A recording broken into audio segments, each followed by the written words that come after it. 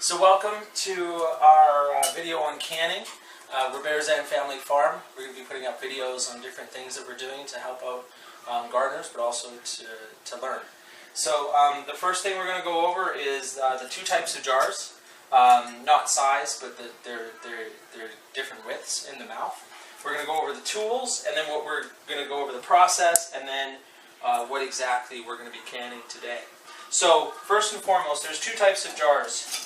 The first one is a regular jar. So it has a smaller mouth, and then obviously the smaller top to go with the mouth. The second type of jar is called a wide mouth. So it's quite a bit larger. It's wider, hence the name.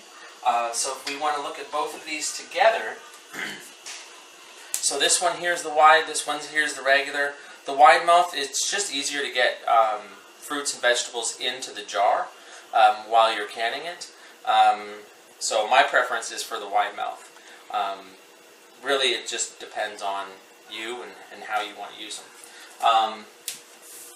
But you want to, before you can, you want to make sure that all your jars are sterilized, that you use new tops, because then it creates a better seal. So wash, sterilize, and then you never want to put a cold jar directly into the canner because it will break in the canning process. So you always kind of want a bit warmer of a jar, but if you put the liquid, as we'll show you later, in the jar with it, it warms it up before it gets very hot in the pressure cooker. The tools. So this is a little bit of a funnel, a modified funnel, I guess. This is, you just put it in here, and then you can take the squash and put it in there, or whatever you're canning, and put it in here. It also works on the smaller one, but it's a nice little feature. If you have the wide mouth, you don't really need one of these. I always just do use it though, just out of habit. This tool here allows you to lift up the jar. So while you have a jar here that's in the pressure cooker, or you have to put in the pressure cooker, you open this up, you clasp it on the rings, or on the top, and then you're able to pick it up and put it down very easily. This is a very, very useful tool. The last one, which is just as useful, is this little device here. And what it does is when you fill the jar full of your vegetable, you then take this and you just kind of push it around the sides, and it just kind of gets rid of some of the air, but it allows you to put more vegetables in the jar. You want to have a lot of vegetables in there so there isn't a lot of room, so that everything cooks evenly. So this device is imperative. It's small, but very, very useful.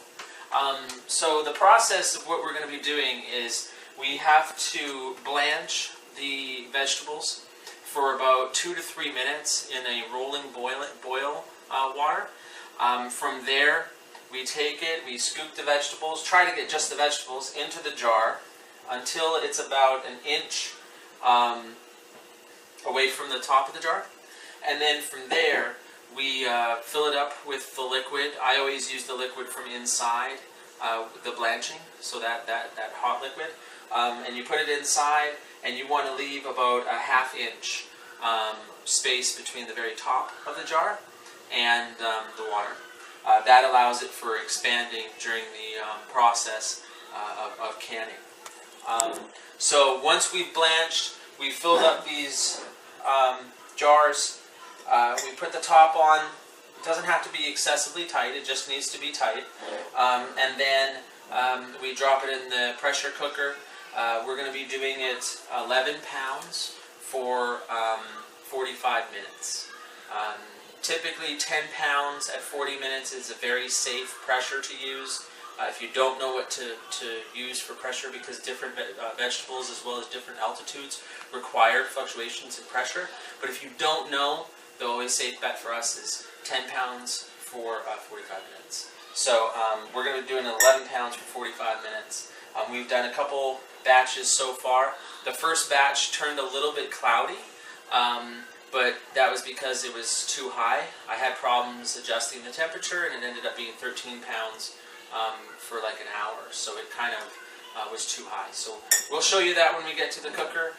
Today we're going to be doing this yellow crookneck squash that has these little bumps all over them. We cut this up last night. You want to have about an inch by inch piece of vegetable when you're canning, and you want to keep them relatively the same size so then they all get cooked evenly.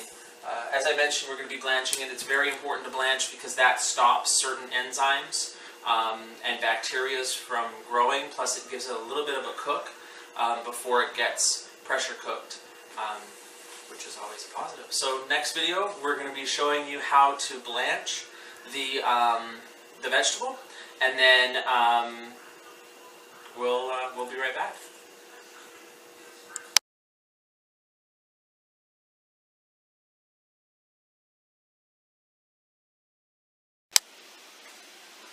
Alright, so welcome. This is Bearzan Family Farm again, continuing with canning. So what we're going to be doing right now is I'm just going to show you the water levels and how to kind of warm up your pressure cookers, as well as your bath for blanching it. So just come on in here. So basically this is a pressure cooker. You always want to warm it up with the gauge off. I always use a weighted gauge. This is the gauge here that tells you what the pressure is in the cooker. I always just lightly put the cooker's lid on. And then if you come in here, you want it to be about, I would say, the height of right about here, on this bigger part of the jar of water. Because when you put these jars in, it's going to lift. If you need to add water, you need to add water, but that's a pretty good gauge because you want the water level to be quite high in the pressure cooker. So I was warming up that. It's pretty much warm. Here you want this to be at a rolling boil, and you want it about a quarter of the way up in the pan, but it's just water, and you want it kind of going to a rolling boil. So as you can see, there's little bubbles forming. Or starting to, so I want to get it just a little bit warmer than that. So while I allow that to happen, I want to show you a quick way to gauge how much squash or whatever vegetable you're canning you put in the jar, because you don't want to blanch too much, because the whole process takes about 3-4 hours by the time it warms up and cools down. So you don't want to process too much or blanch too much, because then it's just sitting there in the warm water. So to get a good gauge is you just, this is a 7-quart pressure cooker. So I'm going to fill up one of these jars and pack it just like I would when I have the blanched squash. So I'm just kind of gauging, that's 1 scoop.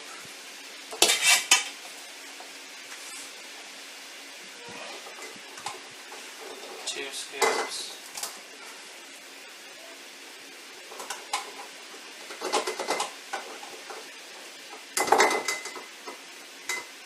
3 scoops, and then what you would do is you'd use this, and again just lightly spin the jar while you push in the vegetable, and as you can see it comes down quite a bit. Like it was up at the top of this lip, and now it's about halfway in there.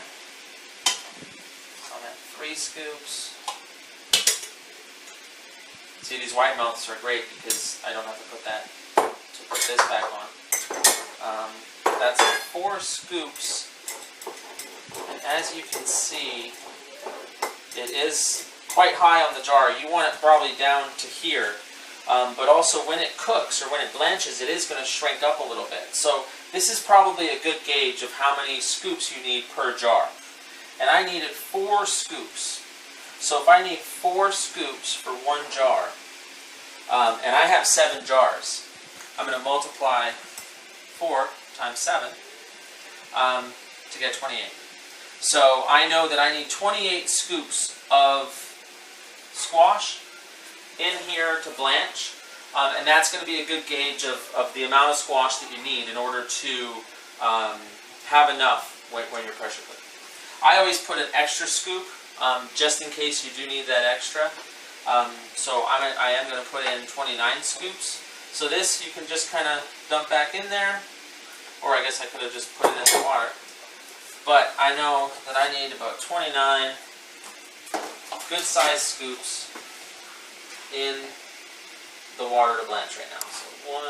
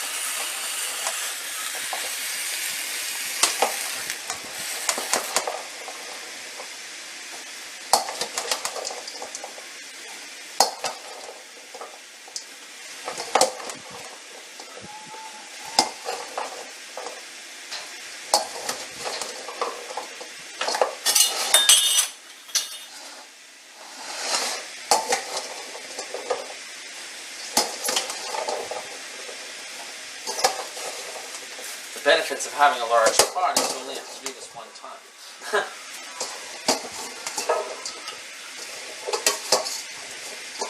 Alright, so that's, I would say, about 25. And so, the benefits that come from blanching, basically what happens is there's certain enzymes that cause bacteria. And when you blanch something, which basically boils it off, you kill those enzymes. So then it's safer, because you do have to watch out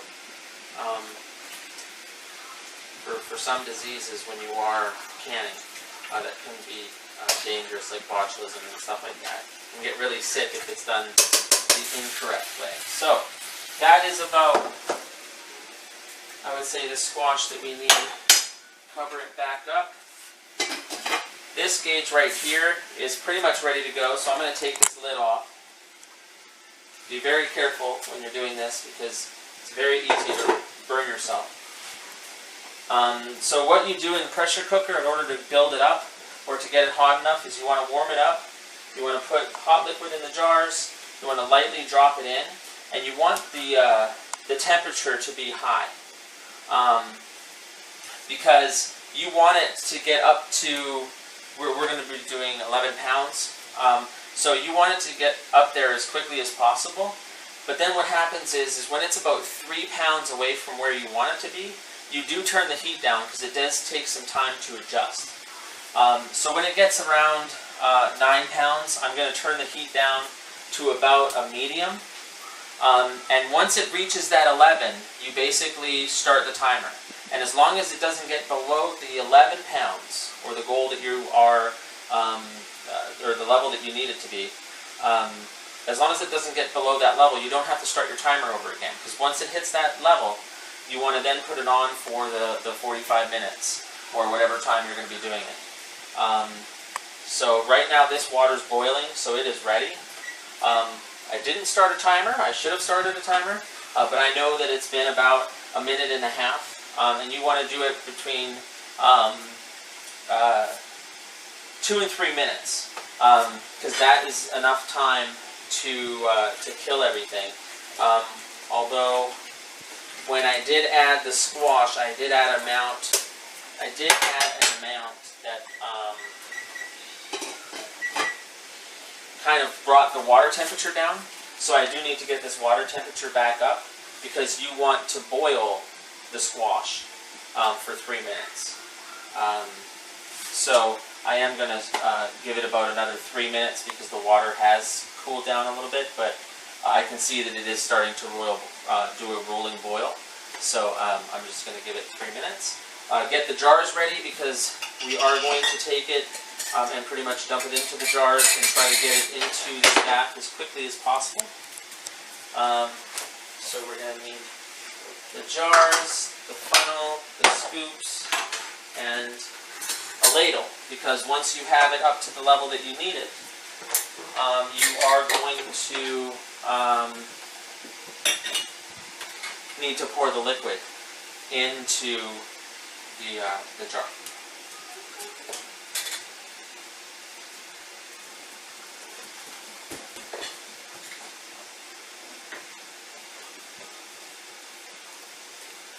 So we're going to warm this up and wait for it. So it has about a couple minutes. Again, there are you pretty much always have to blanch whatever vegetable you are going to be canning, because again, it does kill the enzymes, it does limit the bacteria that can grow.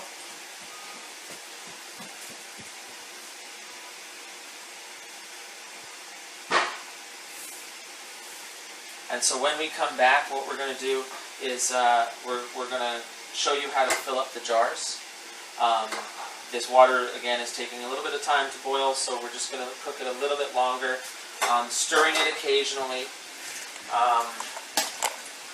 But instead of standing here for a couple minutes, we're going to just break apart from the video a little bit.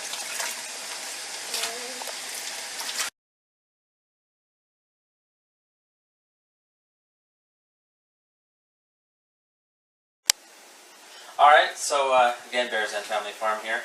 Just catching up on the video. So here we go. The timer's about to go off.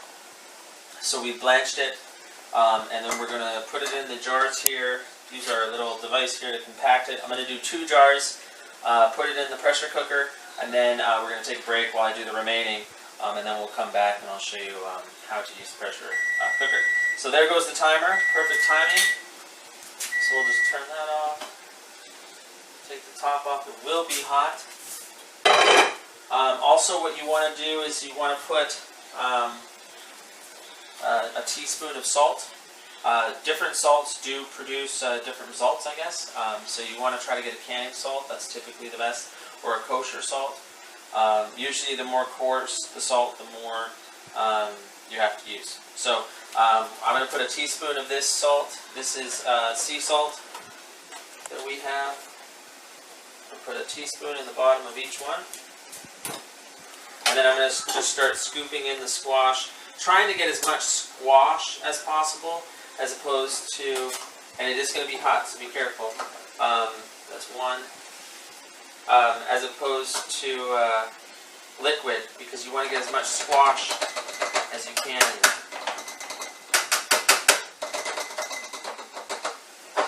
Shake it, so that's 2.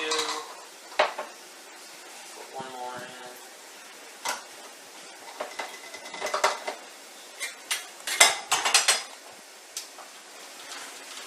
Just get the poker and move it around. See on the inside here, there's all this room, but when you get the poker and you move it around, it will fill in that space. Alright, and then again, just pushing it around, moving it around.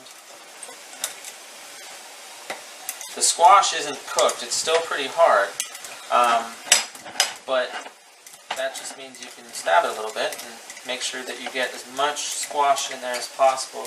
Again, you want it to be about 1 inch away, and then you're going to top it off with some water. So, again, we're just kind of pushing it in there. That's probably pretty good. That's about 1 inch away. So then we'll move on to the next one.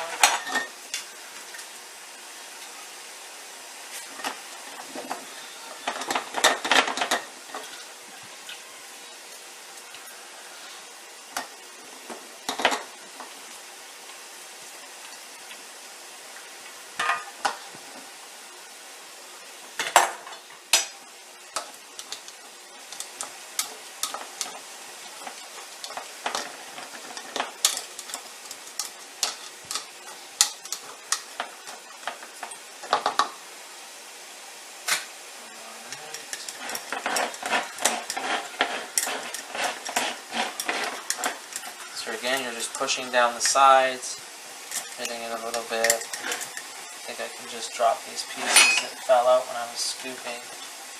And I always leave a little bit, because when you're scooping just the liquid, because the next step is to get the liquid in there. So it's a little bit less than 1 inch, but when you start scooping that liquid, you're going to pull up squash too when you do it. See, like right here, there's a piece or two in there while you drop the liquid, and so that's going to add to it. But so the liquid is basically going to be about an inch or half an inch from the top. Just a little bit more. So as you can see, when I take this off, the water level is just a little bit under this lip, so that's a good range. And then what you do is, so this is the wide mouth. The jar is going to be hot. It's going to be very hot to the touch, so you got to be careful. You just put the top on. Make sure there's one top, and then you just lightly put on the top. Like I said, it's going to be hot because there is that burning liquid, and you just kind of go through the other one.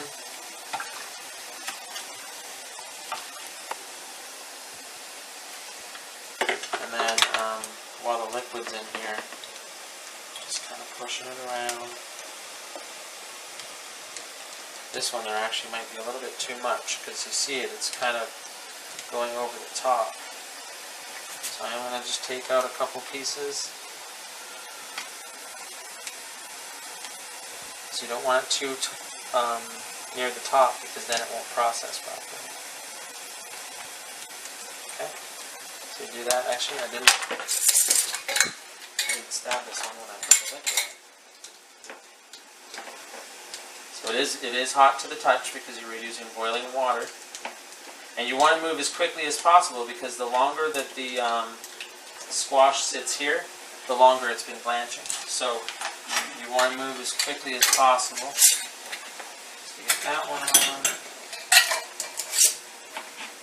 that one on, and this is where your device comes in. So you just grab it, lift it, and drop it in the cooker.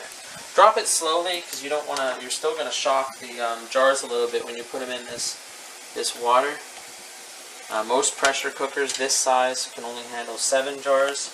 Although I've been eyeballing it and seeing I could probably get an 8th one in there, but when you put an 8th one in there, you know the pressure cooker is designed for 7 maximum. So always check your instructions for that. So you don't want to put too much in. Because it does take time to do this. Alright, so we're going to come right back when we're getting the gauges ready after I do these jars.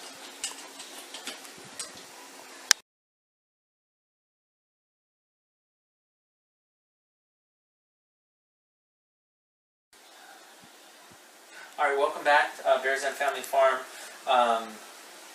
Continuing with the pressure cooker and the canning. So what I've done is I filled the rest of the jars and I've put them in here. And if you want to come right in here, if you look, there's about, I would say, 2 inches of water above the jar. And it's warming up, so I'm going to bump up the heat. So it's starting to warm up, it'll bubble a little bit. But what I want to do to make sure that it's a perfect water level, but I want to make sure that it warms up quickly. So I'm going to put this on, and I'm going to turn it, and you can hear it just tighten up. Okay? Just shift it a little bit. So what's going to happen is, as you can see, water's starting to spit out of this a little bit. And once you see like a pitter-patter of steam coming from it, you can see a little bit. I don't know if the camera's going to pick it up, but there is a little bit of steam coming through there.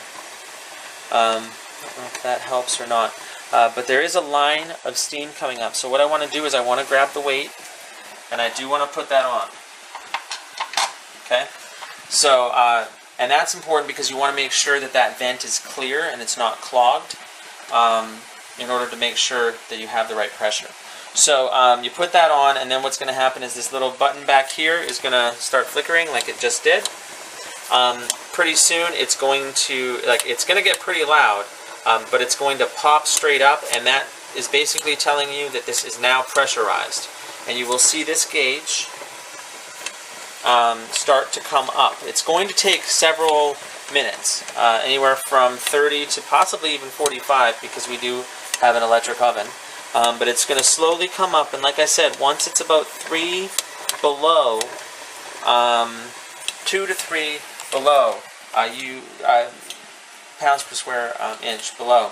You want to then start adjusting the heat down to make sure that it doesn't go too far past. So like I said, this is going to be coming up. We're going to take a break in the video now because, you know, there's not a lot to watch.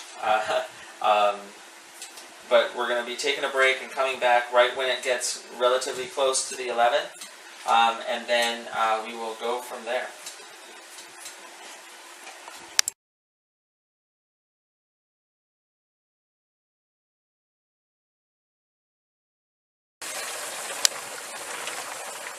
Alright, so as you can see, it's real close to where we need it to be. We need it to be to the 11. So it's approaching the 9. So what I've done is I've gone ahead and I've turned the heat down. I am going to go down to a 4. But that's just because through experience I found that if you're at 11 pounds per square inch, once you bring it down to that level, this will basically give you a couple degrees more and it will keep it at that temperature. If you need to go higher, you typically need to adjust it at a higher level. But yes, so you put it down to 4, you let it just kind of sit here for a while. Then what's going to happen is it's going to be past the 11 or beyond the 11. We're going to then set the timer for 45 minutes. And then what we're going to do is we're going to let it cook, and then after 45 minutes, you want to check on it every so often because you want to make sure that once you set the timer, the nozzle doesn't come back past where you need to be. So it doesn't go past the 11. It can get hotter, but it can't go back and get cooler, so or less pounds per square inch, excuse me. So you want to check on it every so often. And then from there, once it's cooked, you basically just turn the oven off and just let it be. It'll bring itself down. You never want to take the gauge off while it's hot because there's a lot of pressure going through there. You never really want to move it too much. You want to allow it to naturally come down. And then you let it go. This thing will come down. And I leave it for about an hour, and then I open it up and take out the jars and put it on just a cloth, a kitchen rack, or cloth. And then you just let it sit there for overnight. And then don't worry about the seal. Most of them will be locked in, but some of them actually tighten up once they cool down a bit. And it will look like everything's kind of up at the top. And there'll be a lot of water at the bottom, but what happens is once it cools down, it kind of expands itself and fills up the jar. So that's where we'll be at. So set it at 11, set your timer, and then let it cool down all the way, and you are done. And it stores up to 12 months, typically. But again, you want to make sure that you're using the right pressure at the right altitude and all of that. So thank you, and I hope you enjoyed the videos.